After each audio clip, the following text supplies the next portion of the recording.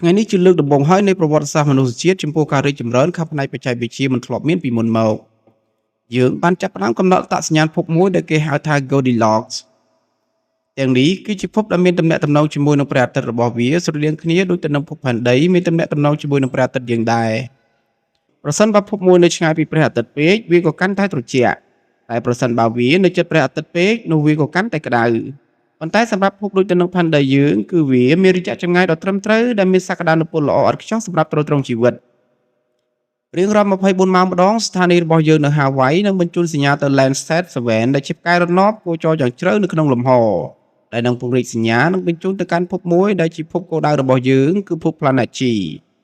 ប្រសិនបើមានជីវិតឆ្លាតវៃនៅទីនោះមែនហើយពួកគេបានមកដល់ភពផែនដីរបស់យើងប្រជាជនដែលរស់នៅលើភពផែនដីក្នុងពេលបច្ចុប្បន្នប្រៀបដូចទៅនឹងប្រជាជន Columbus កាលពីអតីតកាលដែលគ្មានទំនាក់ទំនងជាមួយនឹងពិភពខាងក្រៅតតែសោះហើយមនុស្សដែលឆ្លាតវៃមកពីពិភពនោះនឹងក្តាប់ប្រាប់ភពផែនដីដោយប្រើបច្ចេកវិទ្យាដ៏ទំនើបរបស់ពួកគេអស់លោកស្រីអ្នកនាងកញ្ញាសូមត្រៀមខ្លួនធ្វើជាសាក្សីក្នុងការបង្កើតប្រវត្តិសាស្ត្រថ្មីរបស់យើងដែលការចាប់ផ្ដើមបញ្ជូននៅរលកសញ្ញាទៅកាន់ពិភពលោកមួយនោះឥឡូវនេះ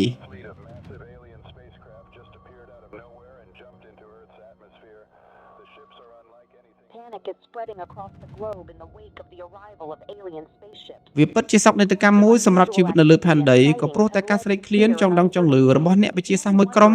ដែលបានបាញ់ពន្លឺដែលមានថាមពលអាចធ្វើដំណើរទៅដល់ទីដ៏សែនឆ្ងាយនៅក្នុងចក្រវាឡដើម្បីជាសញ្ញាស្វែងរកមនុស្សក្រៅភព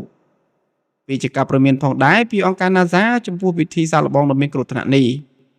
វាជាការពិតឬមិនពិតនោះយើងពុំគួរសាកល្បងផ្ដល់សញ្ញាទៅឲ្យពួកនេះឡើយបើសិនជាថ្ងៃណាមួយពួកមនុស្សអេលៀនទាំងនោះចាប់សញ្ញាផ្ដល់ផ្លូវរបស់ពួកយើងបានប្រកបណាស់គេអាចធ្វើដំណើរមកដល់ផែនដីយើងបានមិនមែនដោយសារប្រើបច្ចេកវិទ្យាទន់ខ្សោយនោះឡើយ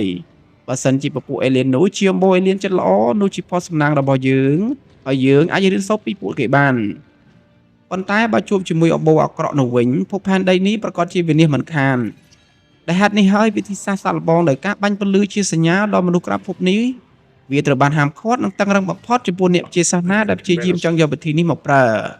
សម្បីលោក Stephen Hawking ដែលជាអ្នកវិទ្យាសាស្ត្រដ៏ល្បីមួយរូបក៏បានព្រមានផងដែរអំពីការដែលព្យាយាមតាក់ទងទៅកាន់មនុស្សក្រៅភពឬ alien នោះហើយជាភាពគ្រោះថ្នាក់បំផុតសម្រាប់មនុស្សជាតិ